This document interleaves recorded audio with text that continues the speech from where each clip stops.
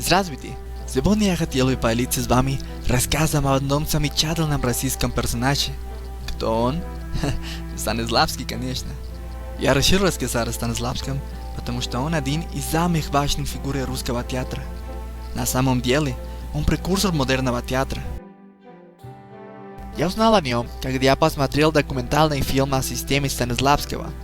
Этот фильм называется «Станиславский. Жажда жизни».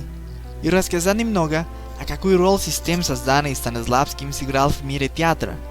Это интересно, потому что есть разные точки зрения. Есть те, кто говорит, что без Станиславского нет модерного театра. Есть те, кто говорит, что идеи Станиславского уже старые и нельзя использовать на модерном театре. А есть те, кто говорит, что Станиславский важный для театра, но он не все. Жизнь и деятельность. Основные события и даты. Константин Сергеевич Алексеев родился 5 января 1863 года в Москве.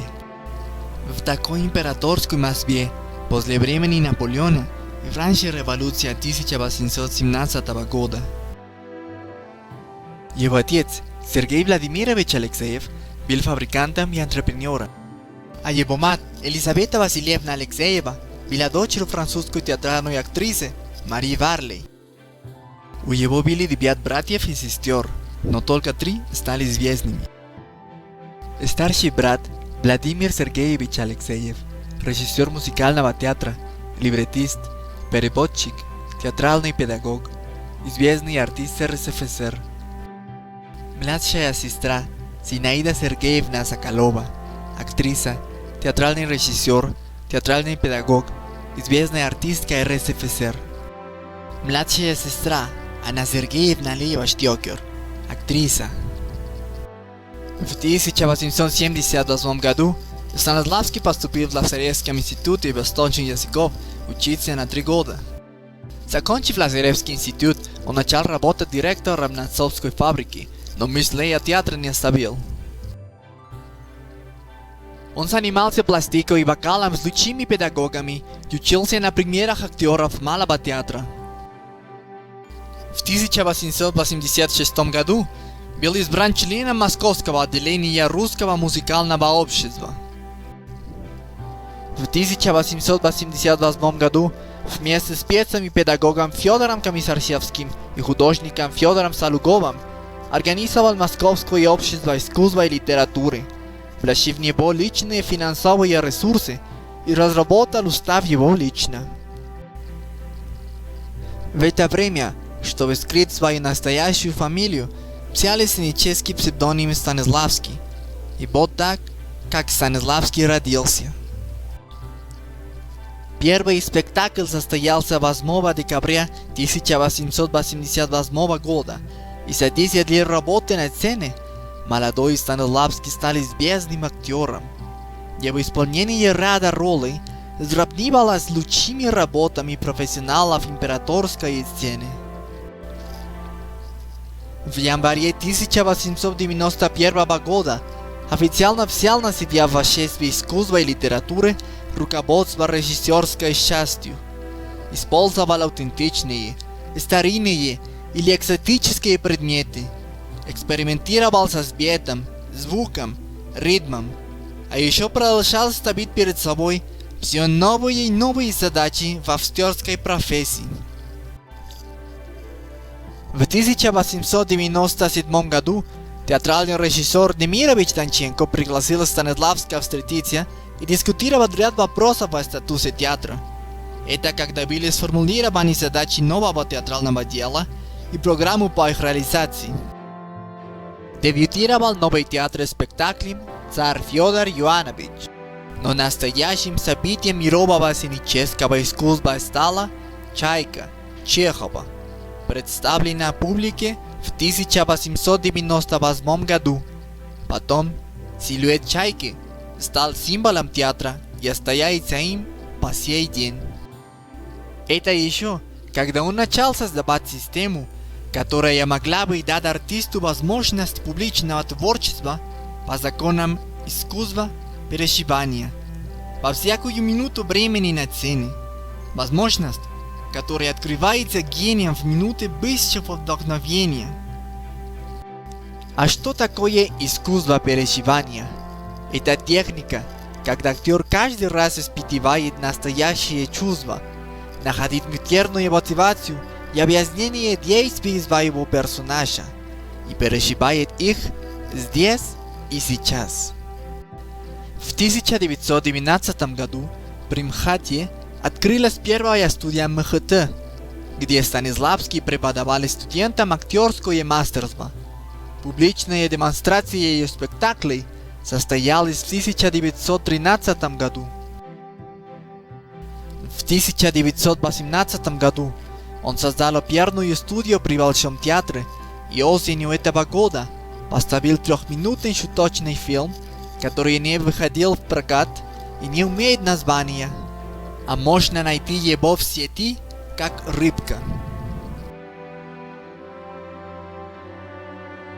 В 1992 году МХАТ по руководству Станиславского отправился в длительные гастроли по Европе и Америке.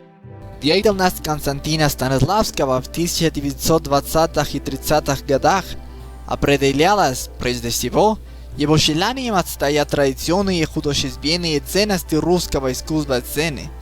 Он был занят и производил на сцену работы с молодыми режиссерами. В 1928 году, после тяжелого сердечного приступа, который произошел в юбилейный вечер в МХАТе, врачи навсегда запретили Станиславскому выходить на сцену. Он вернулся к работе только в 1929 году и сфокусировал на теоретических изысканиях, на педагогических пробах системы и на занятиях в своей оперной студии. В январе 1932 года к названию театра была добавлена аббревиатура СССР, уравнявшая его с Большим и Малым театрами. В сентябре в том же году ему было присвоено имя Максима Горького, и театр стал именоваться МХАТ СССР имени Горького.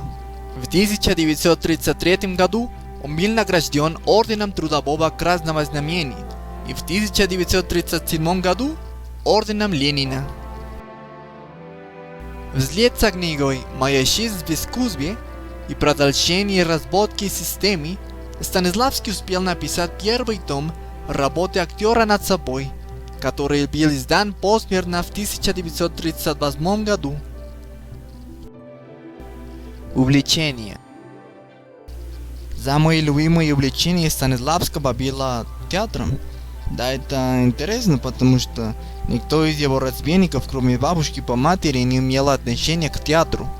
А Костя принял участие в одном из семейных спектаклей в возрасте 4 лет. И родители всячески поощряли, но только как увлечение. Настоящая солидная профессия ожидала Константина на Цопской текстильной фабрике, как директор.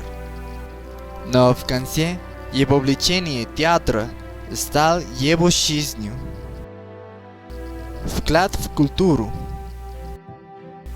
Константин Сергеевич Станиславский – замечательный актер, режиссер, педагог, театральный теоретик, создатель уникальной актерской системы театра МХАТ и оперного театра студий. А еще написал книги «Моя жизнь в искусстве» и «Работа актера над собой». Внешний вид. Он был высоким, сильным человеком. У него были черные глаза. Когда он был молодым, он носил усы и черные волосы. Потом он и носил усы, и волосы стали белыми.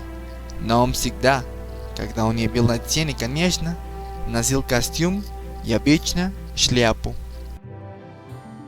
Собственная семья. 5 июля 1889 Станиславский и театральная актриса Мария Петровна Ленина женились и отправились в безбедное путешествие. Жили в шикарных отелях, посещали музеи, театры, галереи Германии, Франции, Вены и так далее. Женитьба кардинально изменила Станиславского. Семья стала для него самым главным в жизни. Никаких романов, никаких актрис. У пары было 3 детей. Дочь Ксения умерла в 1805 году, еще в младенчестве, от пневмонии. Вторая дочка, Кира Алексеева, была директором дома-музея Станиславского. Третий ребенок, сын Игорь Алексеев, был женат на внучке Льва Толстого.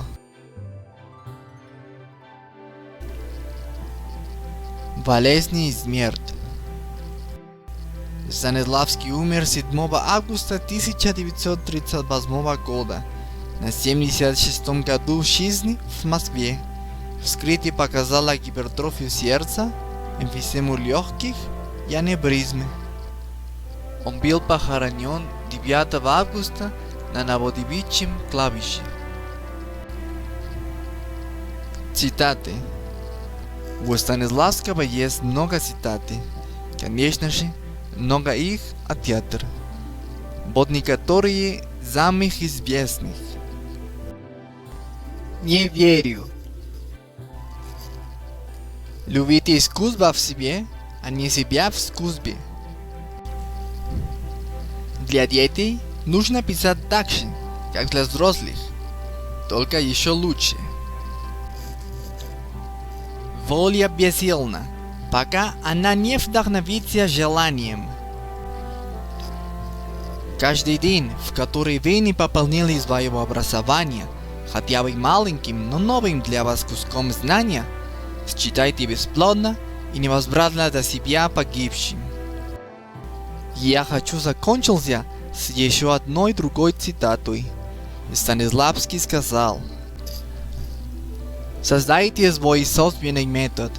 Не полагайтесь всецело на мой. Придумайте что-нибудь, что подойдет именно вам». Вот, пожалуйста, огромное спасибо за просмотр и увидимся в следующем видео. Пока!